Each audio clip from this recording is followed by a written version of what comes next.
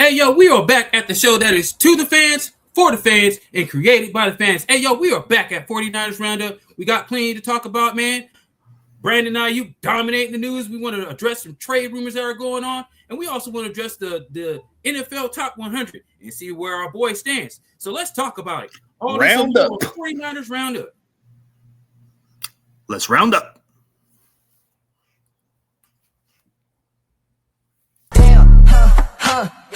Bitch ass boy, you a fan. Damn, fuck a hood, tax you for a gram.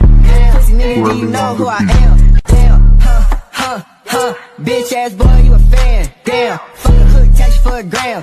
Pussy nigga, do you know who I am? Damn. Hey, yo, we're back at 49ers Roundup, man. Like I said, we got plenty to talk about, so let's not waste no time. Let's not waste your time either, so let's get right into it. Yo, we got some trade rumors that we need to debunk, man, and I want to get right into it with Jalen Carter, man, supposed to be being traded from the Eagles maybe to the Niners, and the Niners being interested, but I have heard nothing of the sort. What do you think? What are you hearing about this, bro? Man, I'm hearing it from one of those guys on Chat Sports, man, a guy who covers the Eagles and 49ers. This is what he does. He does clickbait. He does this to get people to believe this stuff. I don't believe it until otherwise. And why would the Eagles do that? They're gonna try. I'm sure the Eagles are gonna pay this guy a lot of money, bro. This seems more like a very long shot, just like how we look at Max Crosby's situation. So don't get me wrong. On paper, if you do get Jalen Carter, that's gonna solidify your defense for years to come. But let's be real, it's not gonna happen. The Eagles would be foolish to do this. They were already foolish enough to probably let go of A.J. Brown, who went to the Patriots as well. So, yeah, I don't see Jalen Carter coming to the 49ers. And given what I've seen, and it ain't necessarily from his play, it's the poor unsportsmanlike shit that I always see from guys like this. Him spitting on Dak Prescott week 1 of last season. Now, I ain't a fan of Dak Prescott, and I'm not a fan of the Dallas Cowboys, but that is just something classist, unsportsmanlike, and it's just something that the fans don't need to see. He kind of gives you that Dominican Sue attitude vibes at times. Right? Kick a dude in the head, why don't you, while he's down, right? Yeah, I mean, he's kind of being like a bully, bro. A bully. But we do need a bully, but not that kind of bully. Right. I mean, can't be going anything like. Yeah, we don't know what Dak said that led him up to spitting on him or whatnot. It was just unacceptable behavior. Now, that's the type of stuff you don't want to. That's the type of stuff that the 49ers fans and us even in general do not want on this team. Yeah, I know some of our fans are hoping that Cheeseburger Alfred Collins, the big Texas boy, can work out pretty well. I mean, going into year 2, you're hoping he can make some significant strides to where maybe you don't have to get a Jalen Carter at this type of situation, you know? Right, and you still got C.J. West behind him as well, who's been playing well, as obvious as well. And then Osa's going to be there as well. So I don't see Grayson Holton. Yeah, and Grayson Holton, man, and Michael Williams coming back. Like, what's the need for Jalen Carter, y'all? Make it make sense, man. And if y'all got something to say about it, man, drop it in the comments, man. For real. That's definitely. Drop it in the comments, but we're pre-recorded. But either way, drop it in the comment section, however you feel. Those comments, okay. However we need to do it, right? All right. But at the end of the day, then we also got, moving on, Chris Johnson, man. News coming out that he was diagnosed with ALS. We're not sure of what may have caused the diagnosis. There have been rumors about injury. He's now just not in the greatest of health, man.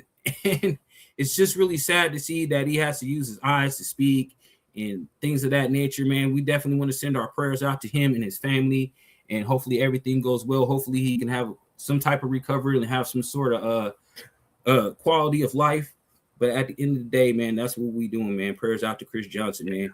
Prayers to him. I mean, they don't call this man CJ2K for nothing, but I mean, that's just shocking. And he's not even 40 years old, and he's already like diagnosed. I mean, he's barely 40, I believe, but yeah, man, there's some guys that have that and they barely have a lifestyle. They barely are able to comprehend conversation. They have to use a certain thing to talk. And it's like, as they get older, it starts to make it worse for them. But I really pray for this man. I hope he gets the help he deserves, man, and the support, man. I mean, this is a community for football fans and players and everybody in general, bro. We're behind you, Chris Johnson. We hope you can get better. But here's another topic that we need to throw out there that you probably are not aware of.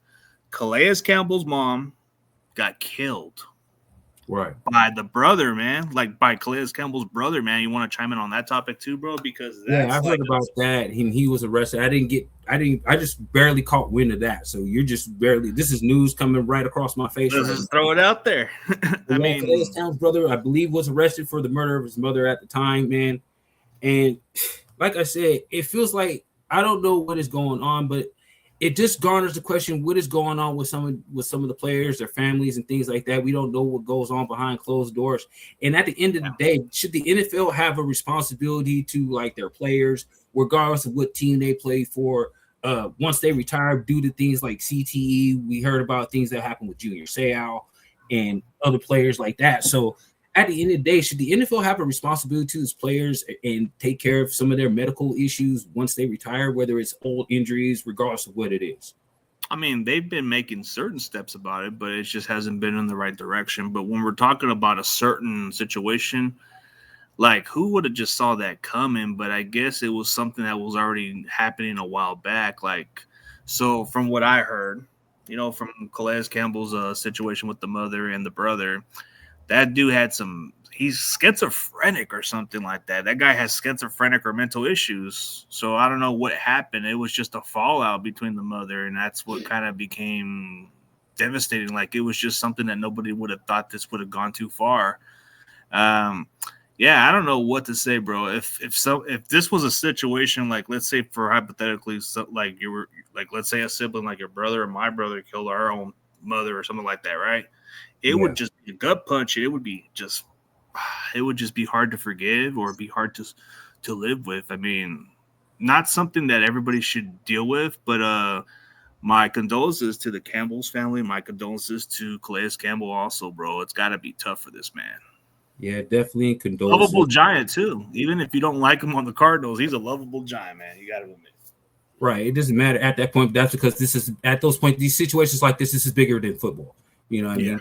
And like when you mentioned that that story about Calais Campbell and his situation, it does kind of hit close to home for me because there was a player that I played with in high school. I'm not going to mention names, but he was a teammate of mine in high school. His mother was an English teacher, and her younger son ended up murdering her, and he ended up going to the being admitted into the mental institution and things like that. So I haven't gotten any word of what's going on as far as that. This was years ago when I was in high school. So I understand that does kind of hit close to home, and it guts the community in those type of ways. So definitely it's prayers out for players like Calais Campbell and Chris Johnson who are dealing with these type of issues and personal issues, like I said. And the NFL, I feel like, should have some type of, not necessarily a responsibility, but it should have a type of responsibility to their players once they have retirement, especially when it comes to having medical issues down the line, such as CTE, neurological issues, maybe even ALS, because Chris Johnson was healthy last year, a year ago. So he was healthy. He was speaking normally. Then he just caught on with something. That's just strange. He told the story to Mike Strahan, felt numbness in his right hand. He went to go see a doctor.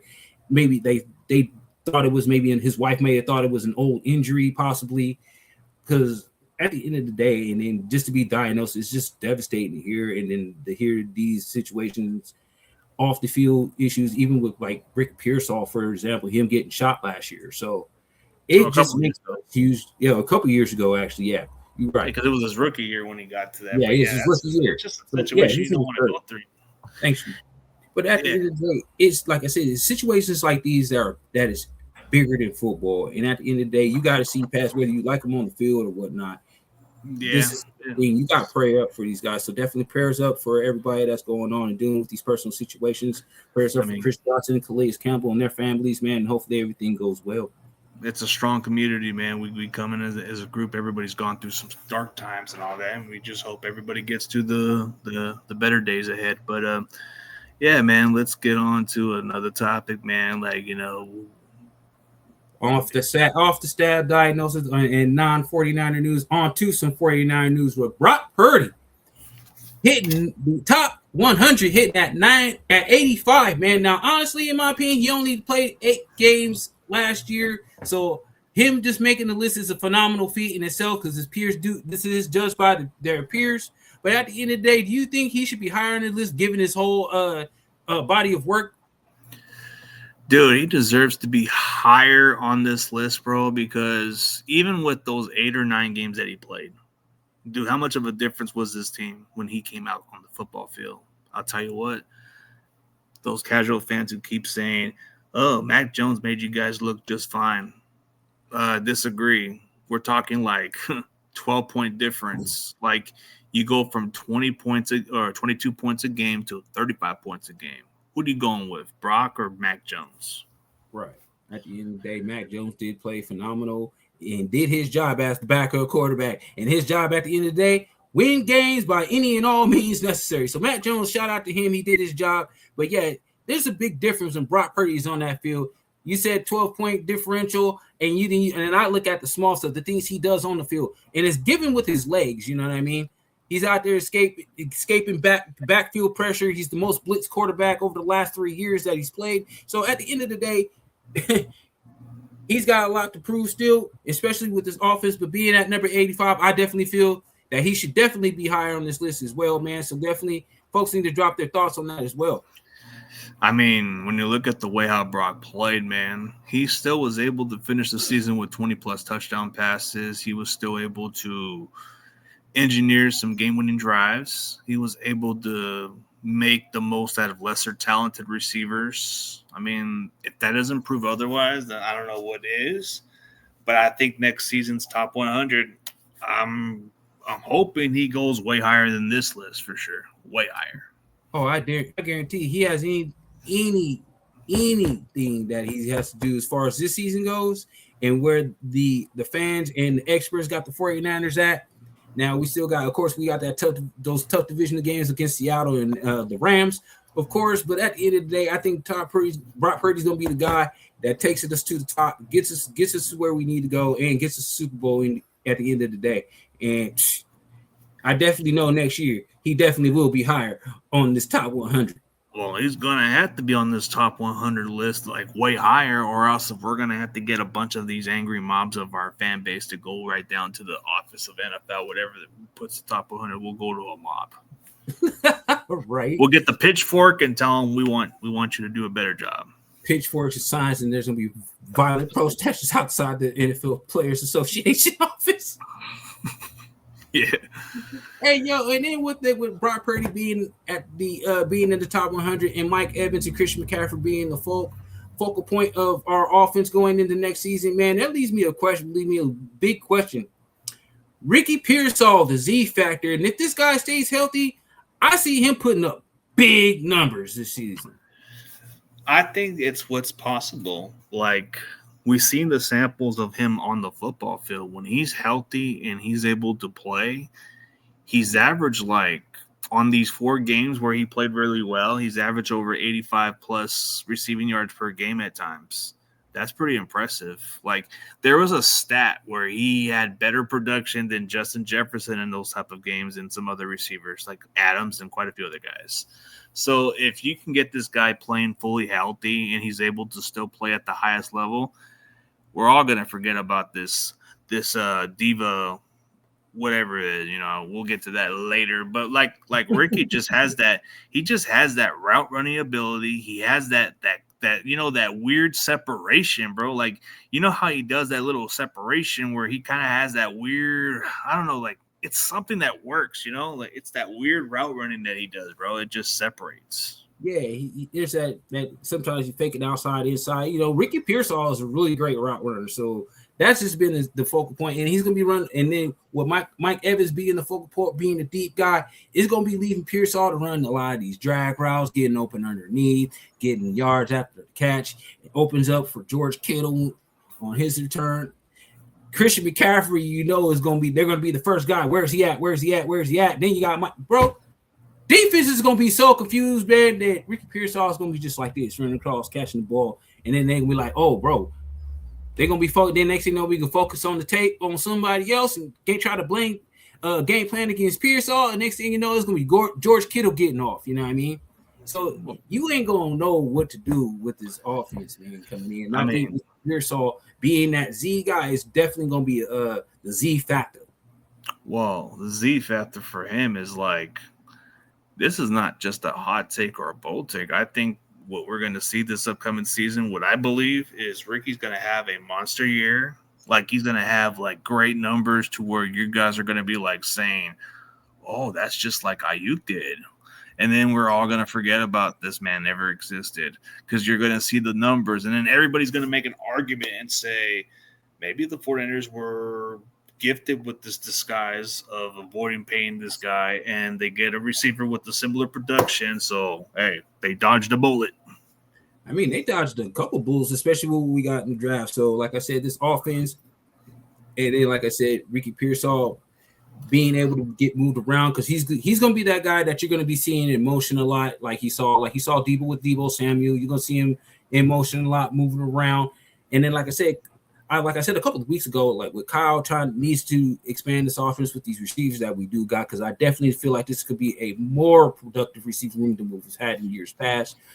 Kyle Shanahan stating that he hasn't had a guy like Mike Evans since Julio Jones and guys of that nature. So at the end of the day, Brandon Ayuk may not be that guy. We see him getting ready to get ghost, but at the end of the day, Ricky Pearsall is going to be that dude this year.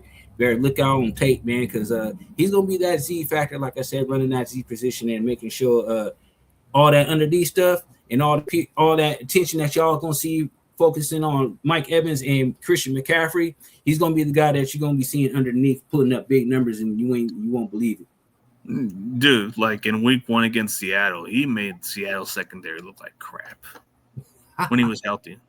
Right. And that's all Ricky Pearsall's got to do. So I know he had a knee injury last year. I think it was a PCL, I believe. So hopefully the main thing for Ricky Pearsall, for himself, is definitely stay in the gym, stay healthy as possible, man. Get through training camp healthy and start week 1 with a clean slate, healthy, and be ready to go. Yeah, and that's why you got the other guy dribbling for a reason, because you never know. Like we're rolling the dice with Ricky, of course, because we believe in him, but we always got the insurance policy, so you never know. Yeah, we definitely got insurance policy, and definitely got some depth at receiver, which I definitely feels good to see this year. Absolutely. And here we go.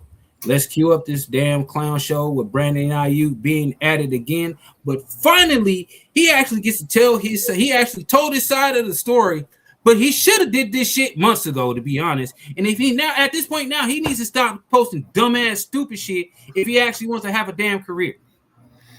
I mean, the Ayuk posting videos like on a daily basis is such it's cringy, it's annoying. Like, dude, this guy is really just posting reasons why maybe teams shouldn't even sign him at all. And are we looking like the bad guys at the end of the day? Did we do anything wrong with this guy behind the scenes? I don't know, but who wants to badmouth John Lynch and Kyle Shanahan, who gave you chances? Who wants to not show up to the facility when you're required to show up to the facility for a physical and other stuff? You're supposed to not call out the NFLPA. You're not supposed to do these type of stuff like this. This type of behavior is what gets you blackballed in the NFL if you keep this up. Blackball is what I like to call Colin Kaepernick, because see, Colin Kaepernick ain't gonna never get a shot in the NFL, and he didn't do nothing wrong. So there's a difference between being blackballed and what the fuck he's doing. This is just called straight up immaturity. Even Coach JB called that shit out, and he said he's acting like a straight up JUCO player. And Brandon Ayuk did go to JUCO before he got to Arizona State. So yeah, it's coming from it's like what Coach JB said. He was a JUCO head coach, so this man knows what it's like to coach these type of guys. Like, anytime you see that type of behavior from guys like Devondre Campbell, who was a JUCO too, man, what is it with some of those JUCOs? Do they forget who they were? Like Ayuk. So here was a crazy stat. So these Commander fans, bro, they think this guy's like the next thing. Like last year, they were going with Debo. Now it didn't work out. But dude, Brandon Ayuk was not the reason why we were winning, bro. Like, if you look at Brandon Ayuk's career, when he went to JUCO at Sierra College, whatever that is in Rockland, where he's from, they were 2-8. Close to where I'm from. That's pretty close to where I'm from. Yeah, close where you're from. But 2-8, bro, that's not winning. Arizona State, what is it, like 7-6 or 7-5 or something? Or no, 7-6, and then 8-5 with Jaden Daniels. That ain't winning shit, bro. What he had at San Francisco was probably the best he's ever had in his entire career. And he grew up a fan, bro. Come on. Oh, yeah, that's the funny part. Now he grows up a fan, and now all of a sudden he's calling the 49ers creepy and weird. He talking about acting like he don't know who John Lynch is, talking about there's a big white dude at the door. I don't know who it is. Honey, if you're on your way home, spin the block a couple times. I don't know what this man is on. Like, bro, you know who the fuck is at the door. The niggas obviously there to do a motherfucking wellness check because you ain't showing up here, said nothing in weeks, bro. So he's like, bro, where's your head at, bro? Let me have a conversation with you. Why you stupid and weird? Like, what? Yeah. Oh, so nobody. So if nobody can get a hold of this guy, what's wrong with getting a hold of somebody's, like, get a hold of his wife, because that's the only one that can get in contact with them. Like, it's pretty common. Like, when you go to a company, right? When you work at a job and they're hard to get a hold of you, who are they supposed to contact, bro? Like emergency contact. Yeah, they go to the emergency contact. So of course, you're gonna contact your wife or family, of course, and they're gonna say, "Hey, have you heard from him?" Well, yeah. And what's the next thing? What's the next thing when they can't get a hold of the person in the family? They might have to just go down to their house to check. Right. And they didn't send the damn motherfucking police before John Lynch showed up. Maybe John Lynch should have been smart and showed up with the police. I would have been maybe that would have been the move, dog. Well, I mean, it's a welfare check. I mean, you can call the police and get those. You know what I mean? So you know what's the craziest video? He didn't even know that he was getting a warrant of arrest. Like, dude, how dumb is he, bro? Like, he's supposedly in DC or something, and he said, "Oh, guess I ain't coming back." Like, what, bro? Well, he still got the legal issues that he's gonna have to deal with. And like I said, if he's really adamant about what he said, now the thing about calling the dude's wife, now apparently it wasn't the 49ers that did that. That was his agent. Now maybe at some point maybe he disrespected it and crossed the line. But I mean, like, calling the dude's wife, like, we don't know the reason beyond that. Outside, he took it as some type of disrespect. I don't know. He really tried to play it like if the agent was trying to holler at his wife or some shit. Like, that's really how he tried to play it. Yeah, in a way, and that don't make no damn sense. Maybe, like I said, go ahead. Like, for the agent, bro, he's supposed to contact his client and see what's going on. Like, hey, man, what's going on? If you can't get a hold, you might as well just call the wife, because that's the other contact to get a hold of him. But if not, then he might have just called John Lynch and say, hey, man, go check him out. Right. And they did, and he did make everyone aware in his video that John Lynch and him had the same agent. That's probably another reason why he fired him.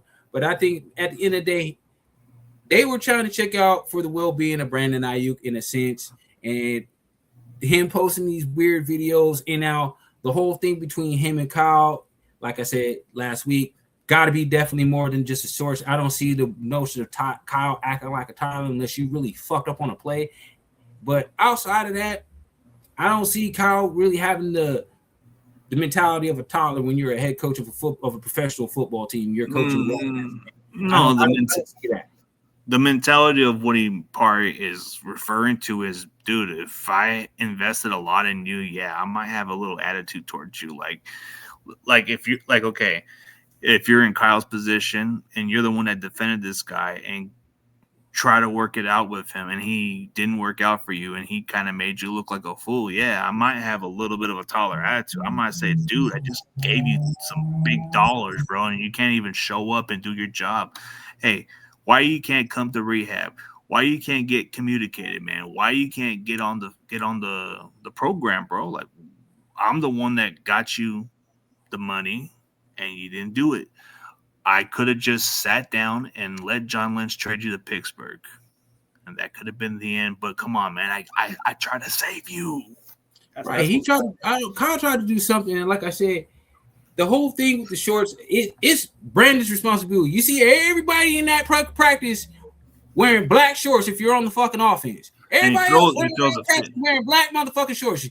Clearly, your coach, even you've been told that if you played any high school ball, you had to wear a certain pair of shit to practice, and you had a certain shit to wear for the game. You know what I mean? Yeah. And you're required. You get paid millions to wear the right shit. How hard is that, bruh? It's not that hard. You know what this reminds me of? Fuck up, do your job, get paid millions of dollars, shut the fuck up, and not call out the NFLPA, your head coach, and the general manager. And seeing, like I said, with Adam Peters and John Lynch both being general managers of these respective teams, the interest and everything else from about Brandon Ayuk even going to Commanders is slowly getting put to bed. It is. And this might make Commander fans look like the dumbest fan base by far. I mean, they're getting dumber by the day by defending this. Let's put it this way. The short incident that you're talking about, bro, this reminds me of when Antonio Brown was complaining about the helmet, bro. Remember that? Yeah. Remember that? And then he called the gentleman. Okay. So then remember how Brandon Ayuk was describing John Lynch as that creepy white guy, right? Yeah. Okay. Remember when AB called Mike Mayock the cracker? Like, what is going on, dog? Like, why? I just don't understand. Like, this is the disrespect. I don't understand. I know, like, bro. But you it pay cracks millions and millions of dollars to. Nah, but this is the stage of Brandon Ayuk, bro. This is the behavior. He's already at and also, we're supposed to. They're paid to be fucking role models. Yeah, that's dude, that's most of their contract clauses. That's why they all you have to give to like the charities and all that stuff. A little bit to the charities and things of that nature. I don't think it's not necessarily they doing it by their own disguise and choose and all that stuff. Nah, but they had to follow the contract, and the reason why he lost the guarantee money because he breached his contract. When you breach your contract, that avoids your contract. Right. He's got nobody to blame but himself. He's taken the wrong advice from the wrong people. I don't know if it's family. I don't know if it's friends. I don't know if it's the agent that he was working with. I don't know who was telling him, hey, you should do this. Hey, you should be posting stupid videos. Hey, you shouldn't be showing up to the facility if you want to be a Commanders. Right. And like I said, and then of course, if anything comes about this, the first thing, like you mentioned last week, the tampering. So the tampering. So at the end of the day, and then like I said, even some of the Commanders, the lady from The Athletic, name is Nikki Nabajahara, I believe her name is. She also mentioned that too. So and she is, like I said, she writes for The Athletic for the Commanders. So she's saying that this is all dying down now. The Commanders are definitely losing interest, and the Commanders actually never wanted to even trade for Brandon Ayuk. No, there was a time during that offseason they were interested, but they weren't willing to give us Terry McLaurin in that trade because I think that's what the Niners wanted in that trade. That would have been nice to get Terry McLaurin. McLaurin, he would have been less of a diva to deal with. Oh, yeah, definitely. He would not have been the headache that Brandon Ayuk is right now. And probably now with this new set and these new receivers, man, I say by week 10, Mike Evans makes 49er fans forget all about Brandon Ayuk until he pops in the news as either released, cut, traded, barred, banned from the league, or something in between. And there ain't no market for Brandon Ayuk, so he may not ever touch a field ever again. He may not, and that's the sad part for this man. He did it to himself. It's like, man, if they were to make a movie out of this or a documentary, how to throw away $120 million in less than a year by Brandon Ayuk, how to throw that away. Dude, I would have done everything that was necessary, even if I had to follow the orders of the sergeant or something. Dude, I'm getting paid $120 million, bro. Yeah, I'm going to show up, take my guarantee money. And if I don't want to be here, bro, guess what? I got to swallow my pride for the next couple of years, and then hopefully I can get traded. But I want to make sure I get as much of that money as I can. If I'm in that situation. He really could have just showed up and just asked for a trade. And like I said, he still has to do everything, and he still has yet to file for reinstatement. Well, yeah. I'm not coming to training camp. I'm not going to rehab with y'all. What the He's heck not is even that? trying to show it to the building. So if he's really not trying to show it to the building, but you guys still got to fire reinstatement, you're gonna have to take a physical with the 49ers before they can either trade you, cut you, or do anything. You still have to take a physical and then take a physical with the other team in regards to your contract. Oh, I'm not going to rehab with y'all. I'm not gonna set foot in this stadium until October 19 when we put belts, man. Like, what the The heck? only belt he gonna get is the belt to ask from his wife will be sitting on the couch on October 19th working out of Walmart, greeting motherfuckers like us as we walk into the store. Because at the rate this is what's about to happen. Hey, remember that commercial from Applebee's?